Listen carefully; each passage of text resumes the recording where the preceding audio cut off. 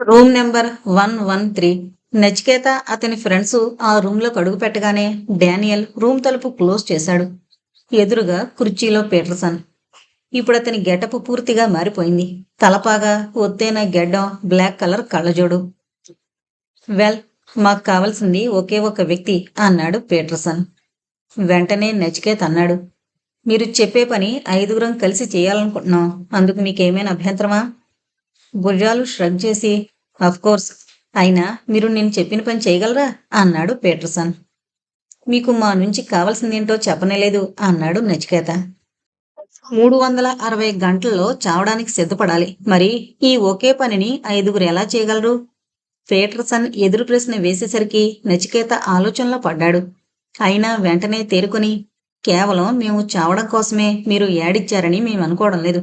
25 లక్షలిచ్చి మమ్మల్ని చచ్చిపోవాలని చెప్పడానికి సరైన కారణం లేదు అన్నాడు నచికేత. కోర్స్, మీరు ఖచ్చితంగా చచ్చిపోవాలనే కండిషన్ కాదు. చావాల్సి వస్తే మాత్రం మీ చావుకు కారణం మీరేనని గుర్తించాలి అన్నాడు. పీటర్సన్ మాటలు కన్ఫ్యూజింగ్ అనిపించాయి. వెంటనే పీటర్సన్, ముందు మీకు చిన్న టెస్ట్ అంటూ డానియల్ కేసి చూసి సైగ చేశాడు. డానియల్ ఓ ట్రేలో జ్యూసు గ్లాసులు తెచ్చాడు. ఫ్రిడ్జ్లో నుంచి తీసి హ్యావిట్ అన్నాడు. ట్రేను టీపై మీద పెట్టి పీటర్సన్. వాళ్ళు జ్యూస్ తీసుకోబోతుండగా, బట్ రిమెంబర్ వన్ థింగ్, ఈ 5 ఓ గ్లాసులో పాయిజన్, విషం కలుపుంది. ఒకరు ఖచ్చితంగా చేస్తారు. అలా చచ్చిన వారికి 25 లక్షలు ఇస్తాను అంటూ మంచం మీద ఉన్న బ్రీఫ్ కేసును టీపై మీద పెట్టి ఓపెన్ చేశాడు. అందులో అన్ని కొత్త 100 రూపాయల నోట్లు. నచికేత జ్యూస్ గ్లాసు తీసుకుని ఫ్రెండ్స్ వైపు చూసి చీర్స్ అన్నాడు. 5గురు జ్యూస్ తాగారు. పీటర్సన్ ఆశ్చర్యంతో చూస్తుండగానే ఆ 5గురిలో ఏ రియాక్షను లేదు. ఏంటి అలా ఆశ్చర్యంగా చూస్తున్నారు? ఇందులో ఏ విషమూ కలపలేదని తెలుసు. మా నుంచి మీరు ఏదో ఆశిస్తున్నారు. నిజంగా అదే నిజమైతే మీకు కావలసిన ఓ సాహసవంతుణ్ణి ఇలా చాలా సిల్లీగా జ్యూసులో విషం కలిపి తాగమని చెప్పరు తాపీగా అన్నాడు నచికేత. పీటర్సన్ ఒక క్షణం కలవరపడిపోయాడు. ముసుగులో గుద్దులాటొద్దు, స్ట్రైట్గా విషయం చెప్పండి విలియమ్స్ సూటిగానే అడిగాడు. పీటర్సన్ ఒక క్షణం మౌనంగా ఉండిపోయి ఆ తర్వాత వాళ్ల వైపు చూసి, మీ ధైర్యం, ఐక్యూ, ఒకే మాట మీద కలిసి ఉండే గుణం నాకు నచ్చాయి. స్ట్రైట్గా విషయానికి వస్తాను. బట్ ఒక విషయం, ఈ డీల్ మీరు చేపట్టకపోయినా మధ్యలో తప్పుకున్నా ఆ విషయాన్ని ఇంతటితో మరిచిపోవాలి. అలా కాకుండా 6వ వ్యక్తికి తెలిస్తే అది మీ ప్రాణాలకే ప్రమాదం. మీ వెనకే ఎప్పుడూ మా మనుషులు ఉంటారన్న విషయం మర్చిపోవద్దు. ప్రభు ఒక క్షణం కలవరపడ్డాడు. అది గమనించిన నచికేత ప్రభు చేయినొక్కి కంగారు పడద్దని చెప్పాడు. ఈ ఆపరేషన్ని సింగిల్ పర్సన్కు హ్యాండ్ ఓవర్ చేద్దాం అనుకున్నాను. బట్ మిమ్మల్ని చూశాక జాయింట్గానే ఈ పని అప్పగించేద్దామనిపిస్తోంది. మీరు ఓ అడ్వెంచర్ చెయ్యాలి. అయితే ఆ అడ్వెంచర్ ఒకే రూట్లో కాకుండా అనేక మార్గాల్లో కూడా చెయ్యొచ్చు. నేను అనౌన్స్ చేసిన అమౌంట్ని అందరూ షేర్ చేసుకోవచ్చు. సక్సెస్ఫుల్గా ఈ పనిని మీరు పూర్తి చేస్తే నేను చెప్పినట్టుగా 25 లక్షలే కాకుండా మరో 25 లక్షలు బోనస్గా ఇస్తాను. అమౌంట్ వినగానే విలియమ్స్ కళ్ళు మెరిశాయి. ఇంతకు మేం చేయాల్సిన పనేంటి? నచికేత్ అడిగాడు. మిమ్మల్ని ఓ ప్రదేశానికి తీసుకెళ్లి వదిలేస్తారు. అక్కడి నుంచి కొన్ని 100 కిలోమీటర్లు చేరుకుని ఓ గెస్ట్ హౌస్ దగ్గరకు వెళ్ళాలి. గెస్ట్ హౌస్లో ఉన్న 150 ఏళ్ల క్రితం నాటి ఓ చిత్రపటం తీసుకురావాలి. అంతేనా? తేలిగ్గా అన్నాడు సూర్యనారాయణ. నేను మిమ్మల్ని ఒక అడవి దగ్గర వదిలేస్తాను. అది మనుషులు సంచరించడానికి నిషేధించబడింది. మీరు వెళ్ళగానే నేను అడవిలోకి వెళ్లే మార్గానికి ఉన్న కంచెకు తాళం వేస్తాను. సరిగ్గా 15 రోజుల తర్వాత ఆ లాక్ ఓపెన్ చేస్తారు. ఈలోగా మీరు వెనక్కి తిరిగొచ్చినా లాభం ఉండదు. అంతేకాదు, మరో విషయం, ఈ అడవిలో క్రూర జంతువులు, విషసర్పాలు, నరమాంస భక్షకులు కూడా ఉండుండొచ్చు. 15 రోజులు అంటే 360 గంటల్లోగా మీరు అడవి మధ్యలో ఉన్న గెస్ట్ హౌస్ను చేరుకోవాలి. మీరు ఎటువైపు నుంచి వెళ్ళినా ఆ చిత్రావతి అడవి మధ్యలోనే ఉంటుంది ఆ గెస్ట్ హౌస్. పీటర్సన్ ఆగాడు. నచికేత ఉలికి పడ్డాడు చిత్రావతి అన్న పదం విని. పీటర్సన్ ఓ మ్యాప్ తీసి టీపై మీద పరిచి పాయింటెడ్ స్టిక్తో ఎక్స్ప్లెయిన్ చేయసాగాడు. ఇదే చిత్రావతి అడవి. చిత్రావతి రైల్వే స్టేషన్ నుంచి 3 కిలోమీటర్లు నడిస్తే ఈ అడవి మొదలవుతుంది. చాలా సంవత్సరాల క్రితం ఇక్కడ ఊరుండేది. ఆ తర్వాత నరమాంస భక్షకులు ఆ ఊరి మీద పడి మనుషులను తింటున్నారని ఊరు పాడుపడిపోయింది. జనం అక్కడి నుంచి వెళ్ళిపోయారు. అయినా రైల్వే స్టేషన్ ఉంది. ఈ రూట్లో ప్రతి 15 రోజులకు ఒకసారి ఓ గూడ్స్ రైలు వెళుతుంది. ఆ గూడ్స్ రైల్లో మిమ్మల్ని అక్కడికి చేర్చే పూచీ నాది. ఆ తర్వాత నేను 15 రోజుల తర్వాత వస్తాను. ఈలోగా మీరు తలపెట్టిన పని పూర్తి కావాలి. One more important condition. నేను చెప్పిన ఈ ఆపరేషన్ గురించి అనవసర సందేహాలు పెట్టుకోవడం కానీ, డీటెయిల్స్ అడగడం కానీ చేయకూడదు. నాకు కావలసింది మీలో ఎవరో ఒకరు ఆ గెస్ట్ హౌస్‌కు వెళ్లి చిత్రపటం తీసుకురావడమే. మిగతా విషయాలు మీకు అనవసరం. 5,00,000 అడ్వాన్స్ ఇస్తాను అంటూ ఇందాకటి బ్రీఫ్ కేసులో నుంచి 10 బండిల్స్ రూ. 500 తీసి టీపై మీద పెట్టాడు. ప్రయాణం ఎల్లుండే. Be ready. All the best. మీరు వెళ్ళొచ్చు అని ఆగి అన్నట్టు వీళ్ళేంటి ఇంత ధైర్యంగా డబ్బిచ్చారు అనుకోవద్దు. ప్రభుకు వెనక ముందు ఎవరూ లేరు. Williams ditto ditto. సూర్యనారాయణకు పల్లెటూరులో పేరెంట్స్ ఉన్నారు. సూరజ్ ఏకాకి. నచికేత పేరెంట్స్ ప్రస్తుతం ఇక్కడ లేరు. ఇది మీ బ్యాక్గ్రౌండ్ అన్నాడు పీటర్సన్. నచికేత అతని ఫ్రెండ్స్తో పాటు డానియల్ ఆశ్చర్యపోయాడు. ఇంత క్విక్గా వాళ్ళ వివరాలు పీటర్సన్ సాధించినందుకు. నచికేత 5,00,000 ఓ కవర్లో పెట్టుకుని లేచాడు. మనం రాంగ్ స్టెప్ వేస్తున్నామేమో కదూ అన్నాడు డానియల్. ఎందుకు? వాళ్ళని అంత ఈజీగా నమ్మడం. నమ్మలేదు. నమ్మినట్టు నటించాను. ఉదయం వాళ్ళు ఇంటర్వ్యూకి అటెండ్ అయిన వాళ్ళు చివరి వరకు ఈ 5గురు డీటెయిల్స్ సేకరించాను. డబ్బుతో కాని పని ఏముంటుంది? అయినా ప్రస్తుత పరిస్థితుల్లో మనకు వాళ్ళ సాయం అవసరం. వీళ్లకు అడ్వెంచర్ ఓ గేమ్. అందుకే గెస్ట్ హౌస్ కు సంబంధించిన భయంకరమైన బిత్రోచి రహస్యం చెప్పలేదు అన్నాడు పీటర్సన్. సరిగ్గా అదే సమయంలో రూమ్ నెంబర్ 114లో ఉన్న తరళ లేచి నిలబడింది. ఆ రోజు ఉదయమే పేపర్లో పడ్డ వార్త చదివింది. 113 రూమ్లో ఉన్న వాళ్ళని సీక్రెట్ గా ఫాలో అయింది. వాళ్ళని ఫోటో తీసింది. వాళ్ళు పీటర్సన్, డానియల్ అని తెలుసుకుంది. సింగపూర్లో పోలీస్ ఆఫీసర్ రాబర్ట్ ఈ విషయాలను తరళకు గతంలో చెప్పాడు. హోటల్ బాయ్కు డబ్బిచ్చి మైక్రోఫోన్ అమర్చింది. ఆమెకు సగం అర్థమైంది. మరో సగం అర్థం కావాలంటే తనేం చెయ్యాలో అర్థమైంది. మరో 5 నిమిషాల తర్వాత ఆ రూమ్ ఖాళీ చేసింది తరళ. నిజంగా అలా జరిగిందా? తరళ చెప్పిందంతా విని ఆశ్చర్యంగా అడిగాడు ప్రొఫెసర్ పరమహంస. నిజమంకుల్. ఈ పీటర్సన్ 1,000 మందిలో ఉన్నా గుర్తుపట్టగలను. సింగపూర్లో పోలీస్ ఆఫీసర్ రాబర్ట్ దగ్గర నేను పీటర్సన్ కు సంబంధించిన ఫైల్ చూశాను. ఆ డానియల్ అతనికి రైట్ హ్యాండ్ చెప్పింది తరళ. హోటల్ నుంచి రాగానే ప్రొఫెసర్ పరమహంసకు జరిగిందంతా వివరంగా చెప్పింది. అది సరే, ఆ యంగ్ బాయ్స్ ఈ పందానికి ఎందుకు ఒప్పుకున్నట్టు నొసలు ముడివేస్తూ అడిగాడు పరమహంస. డబ్బు కోసం కావచ్చు, థ్రిల్ కోసం కావచ్చు అంది తరళ. ఇప్పుడేం చేద్దామని అనుకుంటున్నావు? నేను చిత్రావతి అడవికి వెళదామని అనుకుంటున్నాను చెప్పింది తరళ స్థిరంగా. ఉలిక్కిపడి ఆమె వైపు ఆశ్చర్యంగా చూస్తూ అన్నాడు. Are you mad? చిత్రావతి గురించి నీకేం తెలుసు? నువ్వు ఒక్కదానివి అక్కడికి వెళ్ళి ఏం చేయగలవు? కేవలం చిత్రావతి అడవిలోకి వెళ్లి ఆ గెస్ట్ హౌస్ కు వెళ్లి రావడం కోసమైతే ఆ పీటర్సన్ ఇంత డబ్బు ఆఫర్ చేయడు. నిజానికి ఆ పని పీటర్సన్నే చేయొచ్చు. ఏ 25,000 ఇస్తే ఎవరైనా ఆ పని చేసి పెడతారు. ఆ గెస్ట్ హౌస్ వెనుకున్న రహస్యాన్ని ఛేదించడానికి వెళతాను. ఒంటరిగా ఎలా? అడవిలో ప్రవేశించాక నాతో పాటు 5గురు ఉంటారు. వాళ్ళు వెళ్లే రోజు నేను వెళతాను. అక్కడ వాళ్ళని కలుసుకుంటాను. వాళ్ళ సాయంతో గెస్ట్ హౌస్ రహస్యం ఛేదిస్తాను. ఏంటో బేబీ, నువ్వు సినిమాటిక్ గా నీ ప్రయత్నాలు మొదలు పెడుతున్నట్టు అనిపిస్తోంది. ఏమాత్రం బిడిసికొట్టినా నా ప్రాణాలు కొడగట్టినా నాకు లెక్కలేదు అంకుల్. డాడీ చావుకు కారణమైన వాడి మీద ప్రతీకారం తీర్చుకునే ప్రయత్నంలో నాకేమైనా పర్వాలేదు. Well said baby. I will do my level best. ఈ రోజే చిత్రావతి అడవికి సంబంధించిన వివరాలు సేకరిస్తాను. నాకు తెలిసి అడవిలోకి ప్రవేశించి ప్రాణాలతో వచ్చిన వాళ్ళు లేరు. కానీ ఒకరోజు టైం ఇవ్వు అన్నాడు. ఆ రోజే ప్రొఫెసర్ పరమహంస చిత్రావతి అడవికి సంబంధించిన విషయాల గురించి స్టడీ చేయడానికి పాత పుస్తకాల రేఖలో ఉన్న పాతకాలం నాటి పుస్తకాలను ముందు వేసుకున్నాడు. నచికేత అతని స్నేహితులు లాన్లో కూర్చున్నారు. మనం తీసుకున్న నిర్ణయం సరైందేనా అడిగాడు ప్రభు మిగతా స్నేహితులను ఉద్దేశించి. నీకిప్పుడు ఈ డౌట్ ఎందుకొచ్చింది? ముందు మనం ప్రయాణానికి ఏర్పాట్లు చేసుకోవాలి సూర్యనారాయణ అన్నాడు. నాకెందుకో మనం రాంగ్ స్టెప్ వేస్తున్నామని అనిపిస్తోంది. ఆ గెడ్డపైన చూస్తుంటే నాకేదో అనుమానంగా ఉంది ప్రభు భయంగా అన్నాడు. అనుమాన కణాలు, భయం కణాలు నీ ఒంట్లో ఎక్కువ మోతాదులోనే ఉన్నాయి సూరజ్ హేళనగా అన్నాడు. నచికేత జోక్యం చేసుకుని అన్నాడు. ఆ టాపిక్ వదిలేద్దాం. ఓ అడ్వెంచర్ చేసే అవకాశం వచ్చింది. ఈ వంకన మనం ఆ అడవిని, గెస్ట్ హౌస్ ఇవేనా కావా అన్నది తెలుసుకుందాం. ప్రొఫెసర్ పరమహంస కూడా చిత్రావతి అడవి గురించి చెప్పారు, గుర్తుందా? గుర్తుంది. కానీ మనం చిత్రావతికి వెళ్లేది ప్రొఫెసర్తో చెప్పాలా? సూర్యనారాయణ అడిగాడు. చెప్పడమే బెటర్. ఆయన మనకేమైనా గైడెన్స్ ఇవ్వచ్చు అన్నాడు ప్రభు వెంటనే. గైడెన్స్ ఇస్తాడో, గంటల తరబడి లెక్చర్ దంచుతాడో అయినా ప్రొఫెసర్కి ఎందుకు చెప్పడం అన్నాడు సూరజ్. మనం ప్రొఫెసర్తో చెబితే మనల్ని డిస్కస్ చేసే అవకాశం కూడా ఉండొచ్చు. అదిగాక మనం గెస్ట్ హౌస్కు వెళుతున్న విషయం ఎవరికీ చెప్పొద్దన్న కండిషన్ కూడా ఉంది అన్నాడు విలియమ్స్. కాసేపు తర్జన భర్జనలు జరిగాక ప్రొఫెసర్కి ఈ విషయం చెప్పొద్దని తీర్మానం చేసుకున్నారు. ప్రభు మాత్రం ఆలోచనలో పడిపోయాడు. ప్రయాణానికి ఏర్పాట్లు చేసుకోవడం మొదలుపెట్టారు. ఫ్రెండ్స్ అంతా భోజనాలు కూర్చున్నారు. రామయ్య అందరికీ వడ్డిస్తున్నాడు. ప్రభు రామయ్య వంక చూడడం లేదు. అతని వైపు చూడ్డానికే భయపడుతున్నాడు.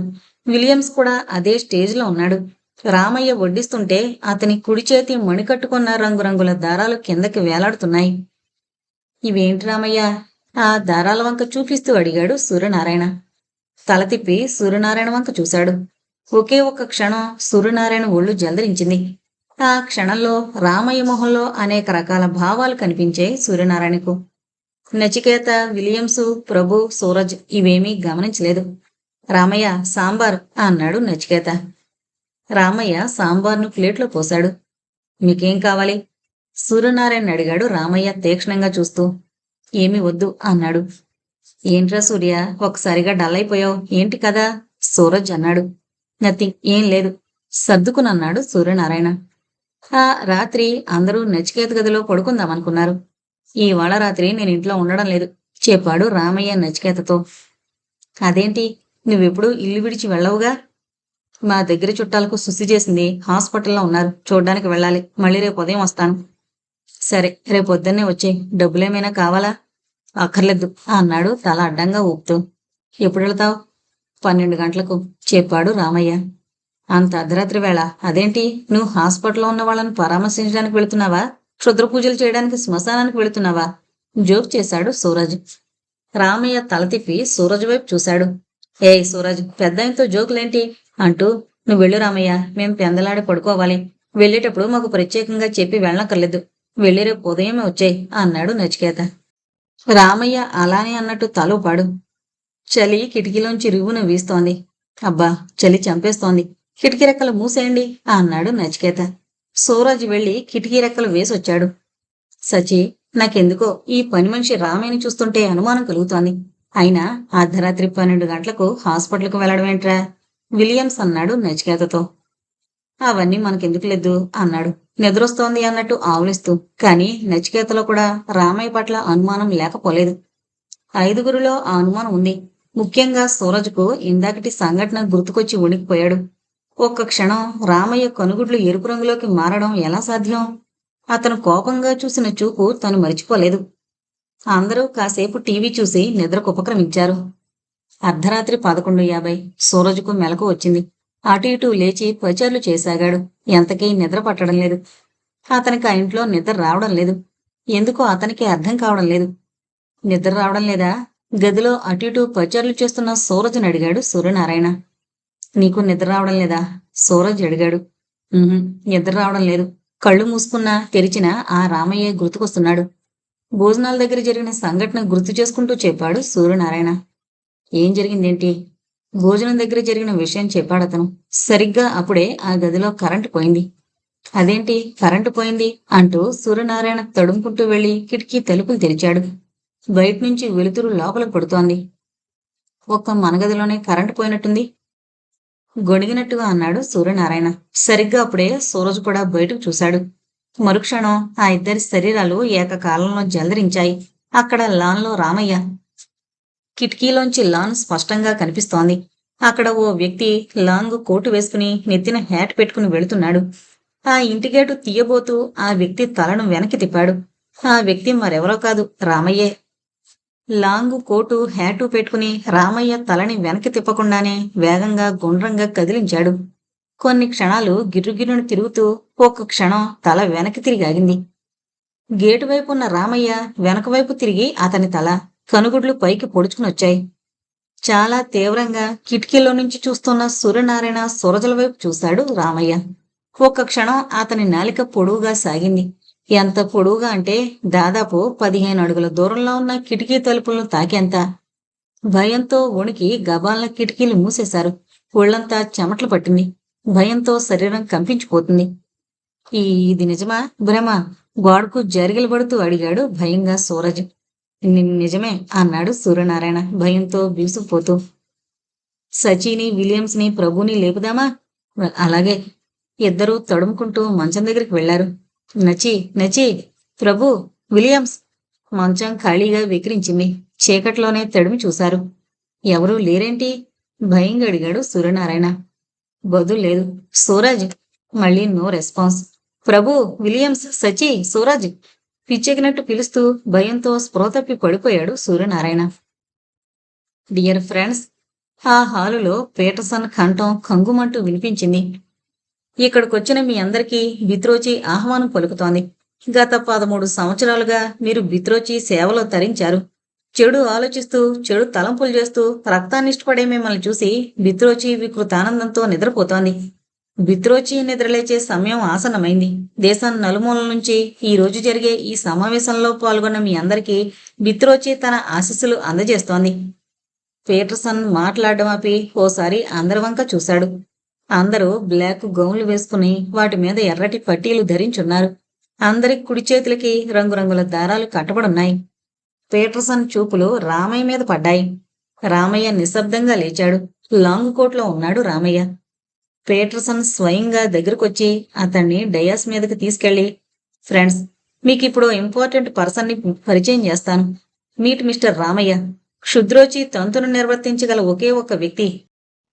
8 దారాలను ధరించి 5 క్షుద్రతంత్రులను పూర్తి చేసి బిత్రోచికి అత్యంత ఆప్తుడయ్యాడు. ఇప్పటి వరకు మీకు అజ్ఞాతంగా ఆజ్ఞలు జారీ చేస్తూ వివిధ ప్రాంతాల్లో ఉన్న మిమ్మల్ని బిత్రోచి వైపు నడిపిస్తోన్న వ్యక్తి, చెప్పాడు పీటర్సన్. ఆ హాలులో ఉన్న వాళ్లంతా మోకాళ్ల మీద కూర్చుని 2 చేతులను ఇంటూ ఆకారంలో పెట్టి తమ హర్షాన్ని తెలియజేశారు. రామయ్య గొంతు విప్పాడు. ఫ్రెండ్స్, సుమారు 20 ఏళ్లుగా నేను బిత్రోచిని ఆరాధిస్తూ వచ్చాను. బిత్రోచికి ఇష్టమైన చెడు చేస్తూ, చెడును ఆచరిస్తూ, స్వార్థపూరిత జీవితాన్ని గడుపుతూ అంచెలంచెలుగా 5 క్షుద్రతంత్రాలను సాధించాను. ఇంతవరకు అజ్ఞాతంగా ఉంటూ ఎప్పటికప్పుడు ఆదేశాలు అందజేస్తూ మిమ్మల్ని బిత్రోచికి దగ్గర చేసే ప్రయత్నం చేశాను. త్వరలో బిత్రోచి నిద్రలేస్తుంది. ఇది తథ్యం. అప్పుడు మీ అందర్నీ ఆశీర్వదిస్తుంది. మనమంతా బిత్రోచి అనుచరులం. ప్రపంచమంతా బిత్రోచి వశమయ్యే సమయం ఎంతో దూరంలో లేదు. మరోసారి తమ హర్షాన్ని తెలియజేశారు ఆ హాల్లో ఉన్నవాళ్లు. రామయ్య పీటర్సన్ వైపు చూసి తర్వాత ఆ గదిలో వెలుగుతోన్న క్యాండిల్ వైపు చూశాడు. ఆ హాలులో పెద్ద క్యాండిల్ వెలుగుతోంది. హాలు తలుపులు మూసేసున్నాయి. పీటర్సన్, రామయ్య డయాస్ మీద ఉన్నారు. డయాస్ ముందు ఓ టేబుల్ ఉంది. దానిమీద పెద్ద క్యాండిల్ ఉంది. రామయ్య తీక్షణంగా ఆ క్యాండిల్ వైపు చూశాడు. తన కుడి చేతి బొటన వేలుతో ఎడమ చేతి మణికట్టు దగ్గర గట్టిగా గాయం చేసుకున్నాడు. రక్తం చిమ్మింది. ఆ రక్తాన్ని క్యాండిల్ వెలుతురు మీద ధారగా చిమ్మించాడు. క్షణానికి ఆ క్యాండిల్ వెలుతురులో మార్పొస్తూ రంగులు మారుతోంది. ఒక్క క్షణం పసుపు రంగులోకి మారి ఎరుపు రంగులోకి వచ్చింది. అందరూ ఆసక్తిగా గమనిస్తున్నారు. డయాస్ మీదున్న రామయ్య, పీటర్సన్లు కనిపించలేదు. కానీ ఎక్కడ్నుంచో మాటలు వినిపిస్తున్నాయి. ఫ్రెండ్స్, ఈ రోజు నుంచి ప్రతిరోజు అర్ధరాత్రి 12 గంటల వేళ క్షుద్రోచిని ఆరాధిస్తూ క్షుద్ర పూజలు నిర్వర్తించండి. క్షుద్రోచిని ఆహ్వానిస్తూ ప్రతిరోజు అర్ధరాత్రి 3 చుక్కల రక్తాన్ని క్షుద్రోచికి సమర్పించండి. మాటలు ఆగిపోయాయి. ఆ హాల్లో నుంచి కదిలారు బిత్రోచి క్షుద్ర సంస్థ సభ్యులు. ఉలిక్కిపడి కళ్ళు తెరిచారు సూరజు, సూర్యనారాయణ. నచికేత, విలియమ్స్, ప్రభు తమ వైపే ఆందోళనగా చూస్తూ కనిపించారు. What happened? అడిగాడు నచికేత వాళ్ళిద్దరినీ. రామయ్య, రామయ్య ఏదో జ్ఞాపకం చేసుకునే ప్రయత్నం చేస్తూ అన్నారు. రామయ్యకి ఏమైంది? నచికేత అడిగాడు. Ramayya long coat. సూర్యనారాయణ గొనిగాడు. తల గిర్రున తిరిగింది. నాలిక కిటికీ దగ్గరకు వచ్చింది. కలవరిస్తున్నట్టు అన్నాడు సూరజ్. నచికేత ఆశ్చర్యంగా వాళ్ళిద్దరి వైపు చూస్తుండిపోయాడు. ఏదైనా పీడకలొచ్చిందా? విలియమ్స్ అడిగాడు. పీడకల కాదు, పీడకల లాంటి నిజమైన సంఘటన, సూర్యనారాయణ చెప్పాడు. పీడకల లాంటి సంఘటన ఏంటి? ప్రభు అనుమానంగా అడిగాడు. సూరజ్ రాత్రి జరిగింది గుర్తు చేసుకోసాగాడు. రాత్రి మీరంతా ఏమయ్యారు? సూర్యనారాయణ అడిగాడు అనుమానంగా చూస్తూ. రాత్రి బాగా నిద్రపట్టింది. నిద్ర మాత్రలు వేసుకున్నంత నిద్ర అన్నాడు విలియమ్స్. అవును, తెల్లారిదాకా మెలకువ రాలేదు అన్నాడు ప్రభు. నేను లేచేసరికి నువ్వు, సూరజ్ భయంతో వణికిపోతూ కనిపించారు చెప్పాడు నచికేత సూర్యనారాయణతో. సూరజ్, సూర్యనారాయణలు మొహామొహాలు చూసుకున్నారు. సూరజ్ రాత్రి తాము చూసిన సంఘటన చెప్పాడు. మీరు నమ్మినా నమ్మకపోయినా ఇది నిజం. రామయ్య లాంగు కోటు వేసుకుని వెళుతున్నాడు. మమ్మల్ని చూసి తలని శరీరాన్ని కదల్చకుండానే వెనక్కి తిప్పాడు. నాలుక కిటికీ వరకు సాగింది. అది చూసి భయంతో అరిచాం. మిమ్మల్ని పిలిచాం కూడా. సూర్యనారాయణ అన్నాడు. ఇన్నాళ్ళు మీరు చెప్పిన వాటిని మేం తీసి పారేశాం. రాత్రి అనుభవం అయింది. నాకు భయంగా ఉందిరా సచి అన్నాడు సూరజ్. నచికేత ఒక క్షణం మౌనంగా ఉన్నాడు. అతనికి ఈ మధ్య రామయ్య మీద అనుమానంగా ఉంది. ప్రభు విలియమ్స్ కూడా రామయ్య ద్వారా అనుభవాలు ఎదురయ్యాయి. ఫ్రెండ్స్, నిజమే, రామయ్యను మనం ఓ కంట కనిపెట్టాలి అన్నాడు నచికేత. కనిపెట్టడం కాదు, ఇక్కడి నుంచి రామయ్యను పంపించేయడమే బెటర్ చెప్పాడు ప్రభు. అర్ధరాత్రి హాస్పిటల్కి వెళుతున్నప్పుడు నాకు డౌట్ వచ్చింది అన్నాడు విలియమ్స్. సరే, రామయ్య రాని తేల్చుకోవచ్చు నచికేత అన్నాడు. కానీ వాళ్లకు ఇక రామయ్య రాడని తెలీదు